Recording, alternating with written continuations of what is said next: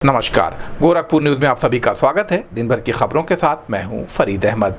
गोरखपुर के रामगढ़ताल थाना क्षेत्र में सर्किट हाउस के समीप दिन दहाड़े एक कार सवार युवक पर अज्ञात बदमाशों ने ताबड़तोड़ गोलियां चलाईं। युवक बाल बाल बच गया। आरोपियों ने आधा दर्जन से अधिक राउंड फायर किए। आरोप है कि शुभम यादव, विशाल यादव और अन्य अज्ञात युवकों ने इस वारदात को अंजाम दिया है। पुलिस जाँच में सामने आया है 3 दिन पहले भी आरोपियों ने विपिन कन्नौजिया के एक दोस्त की जमकर पिटाई की थी। इस मामले में रामगढ़ताल थाने में मुकदमा दर्ज हुआ था। दूसरा पक्ष केस को वापस लेने का दबाव बनाकर आरोपी इसी पुरानी रंजिश को लेकर विपिन की हत्या की नियत से फायरिंग की गई। फायरिंग की घटना की सूचना मिलते ही एसपी सिटी और सीओ कैंट मौके पर पहुंचे और रामगढ़ताल थाना प्रभारी से घटना की जानकारी ली। इस संबंध में गोरखपुर न्यूज से बात करते हुए पीड़ित विपिन कन्नौजिया ने कहा, आज सुबह हम जैसे उठे हैं और जा रहे थे, जैसे नहा धो के पैडलेगंज की तरफ जा रहे थे तो एक विशाल यादव और शुभम यादव नाम के जैसे लड़के हैं, जानने वाले ही हैं, लेकिन वो लोग कुछ वाद विवाद को लेकर छोटे भाई सब झगड़ा किए थे, मार उड़ दिए थे। तो तहरीर यहाँ पे दिया गया था, उस पर कोई अभी कार्रवाई नहीं हो पाई थी। उससे पहले वो लोग कहे थे कि अगर FIR वापस नहीं लिया जाएगा तो फिर गोली भी चल सकती है और हत्या भी हो सकता है। तो हम लोग कहे ठीक है भाई, आपको जो करना कर लीजिएगा। और इसी बात को लेके सुबह जैसे हम उठे पैडलेगंज के लिए निकल रहे थे, तब तक ये लोग आए हैं। धड़ाधड़ 8-10 गोली, लोग 8-10 राउंड फायर मारे हैं गाड़ी पे। और सारे लोग वहाँ से, तब हम कैसे भी नीचे दीवार वाल था वहाँ पर बैठ गए हैं। बाकी लोग गोली चला के जैसे हम दौड़ाए, लोग भाग गए फिर वापस। तो उनकी नीयत हत्या करने की थी? नीयत हत्या करने की थी, बिल्कुल एकदम सामने से आके आँख में आँख डाल के लोग गोली चलाए थे। और वो भगवान का बढ़िया वो है कि मतलब एकदम से मैं जैसे चला वैसे हटा दिया, फिर इधर उधर करके मैं कैसे करके जैसे लोग उस तरह चला रहे थे, हम हट के बच रहे थे। गोली चलने से तो भगदड़ मच गई होगी वहाँ पे? भगदड़ नहीं मची इसलिए क्योंकि वहाँ पर कोई था नहीं ना। जैसे हम थे और एक छोटा भाई राजन था साथ में मेरे। तो जैसे दोनों लोग गाड़ी में बैठे, गाड़ी भी स्टार्ट ही कर रहे हैं, जैसे वो लोग दौड़ते हुए कोई मुखबरी किया होगा कि ऐसे लोग बैठ रहे हैं, आ रहे हैं, अकेले ही हैं दोनों लोग। अब ये लोग असला लेके 5 लोग थे, 3 लोग तो हम नहीं पहचान पाए, 2 लोग को तो पहचान आए एकदम। फायरिंग कितने लोग कर रहे थे? फायरिंग सारे लोग किए हैं। 5 लोगों से फायरिंग हुई? हाँ, लगभग मान के चलिए। जैसे अब जैसे सामने से चल रहा है तो फिर थोड़ा सा दिक्कत होगी, लेकिन ये है कि दो लोग का तो सामने बिल्कुल दिखा है। क्या नाम है? विपिन कन्नौजिया मेरा नाम है, बैदौली बाबू बासगांव। गोरखपुर के प्रसिद्ध गोलघर काली मंदिर में शारदीय नवरात्रि के पहले दिन श्रद्धालुओं का तांता लगा रहा। मंदिर के पुजारी विजय सैनी ने बताया कि आज सुबह 4 बजे से ही मां के दर्शन के लिए भक्तों की लंबी कतारें लग गई थीं। सैकड़ों श्रद्धालु मां काली के दर्शन कर रहे हैं। आज का दिन नवरात्रि का पहला दिन होने के कारण विशेष महत्व रखता है। मान्यता है कि आज के दिन मां काली की पूजा करने से सभी मनोकामनाएं पूरी होती हैं। उन्होंने बताया कि यह मंदिर काफी पुराना है और यहाँ दूर दूर से लोग मां काली के दर्शन के लिए आते हैं। इस संबंध में गोरखपुर न्यूज से बात करते हुए गोलघर काली मंदिर के पुजारी विजय सैनी ने कहा, श्रद्धालु तो बहुत ज़्यादा आ रहे हैं और भी यहाँ से लोग अपना सबका श्रद्धा है और बढ़िया से जैसे जिसमें जो श्रद्धा है पूजा लोग अपने कर रहे हैं। क्या मान्यता है? बहुत सारी मान्यता है, जो भी आप मानिए हर एक चीज़ यहाँ पूरा होगी माता जी के नाम से। जी, आज की देवी की पूजा की है? आज दुर्गा जी का पूजा हो रहा है। ये बहुत सारे पुराने मंदिर है, 50 साल से ऊपर हो गए हैं, 2 वर्ष से। कितने बजे से लाइन लग रही है? 4 बजे से लगी है। अरे हम लोग जब से पैदा नहीं है तब से मंदिर है। कितने श्रद्धालु आ जाते हैं? ये तो भाई हाथ से अनगिनत कोई गिनती नहीं है। विजय सैनी। अब प्रार्थना होगी स्वीकार जगमग गोल्ड कपूर के साथ। ट्राई करिए, खुशबू तो लीजिए। जिला आपदा विशेषज्ञ गौतम गुप्ता ने बताया कि गोरखपुर में अगले 2 दिन मौसम साफ रहने की संभावना है। हालांकि बंगाल की खाड़ी में हो रही बारिश के कारण मौसम में बदलाव आ सकता है। उन्होंने बताया अभी के लिए मौसम स्थिर है, लेकिन 2 दिन बाद तेज हवाएं चलने और हल्की बारिश होने की संभावना है। इस संबंध में गोरखपुर न्यूज से बात करते हुए जिला आपदा विशेषज्ञ गौतम गुप्ता ने कहा, देखिए इस समय मौसम तो वेदर क्लियर है, लेकिन ये संभावना व्यक्त की जा रही है कि हो सकता है एक आध दिन बाद थोड़ा सा मौसम में परिवर्तन हो, क्योंकि जो बंगाल की खाड़ी में जो एक प्रेशर डेवलप हो रहा है जिसकी वजह से ये थोड़ा सा हो सकता है मौसम में परिवर्तन आए।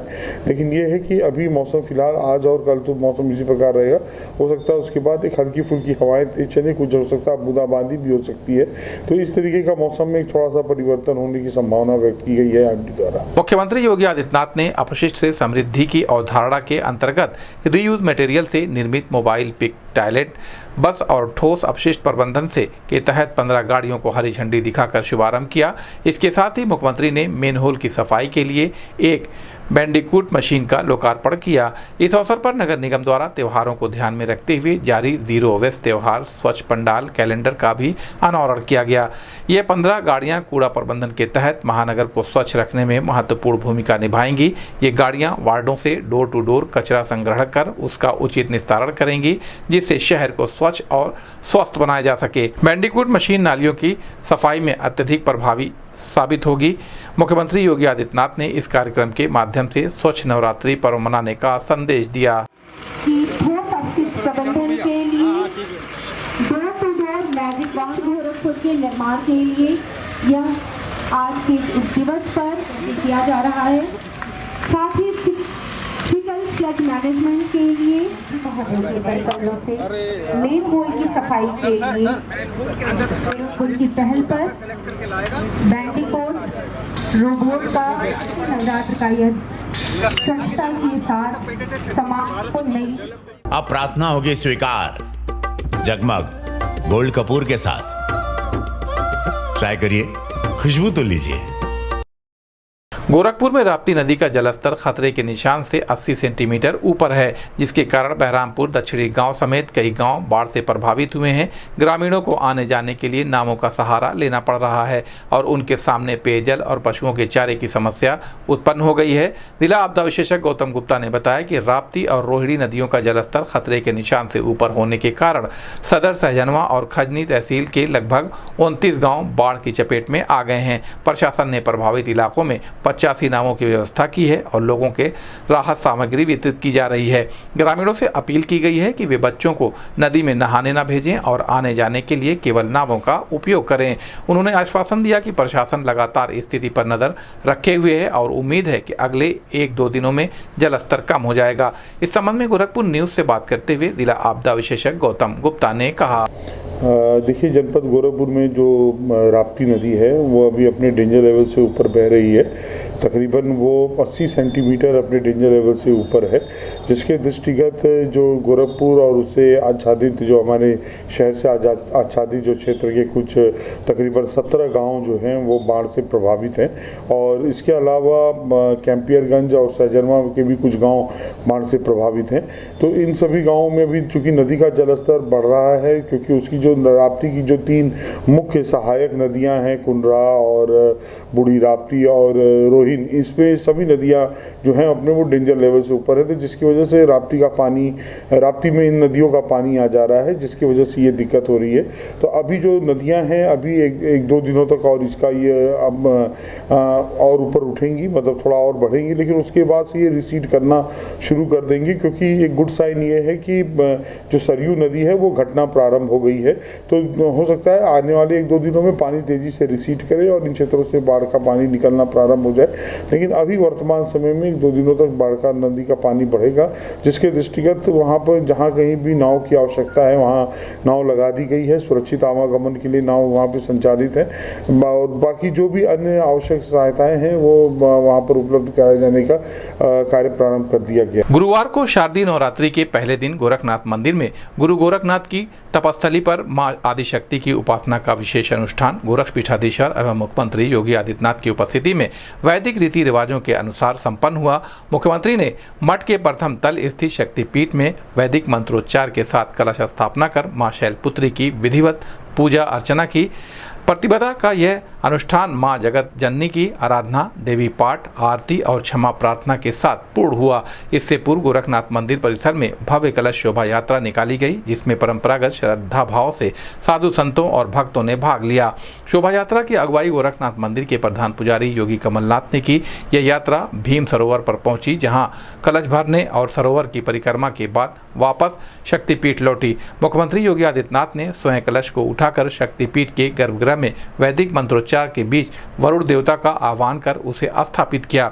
उन्होंने सबसे पहले मां दुर्गा, भगवान शिव और गुरु गोरखनाथ के शस्त्र त्रिशूल की प्रतिष्ठा करके गौरी गणेश की आराधना की। इसके साथ ही दुर्गा मंदिर शक्तिपीठ में श्रीमद देवी भागवत और श्री दुर्गा सप्तशती के पाठ का शुभारंभ हुआ। कलश शोभा यात्रा में कालीबाड़ी के महंत रविन्द्र दास, योगी धर्मेंद्र दास, नर्मदा तीर्थ के योगी हनुमान नाथ, बलिया के सुजीत दास, वृंदावन के अनुपानंद सहित अन्य योगी और साधु संत भी सम्मिलित रहे।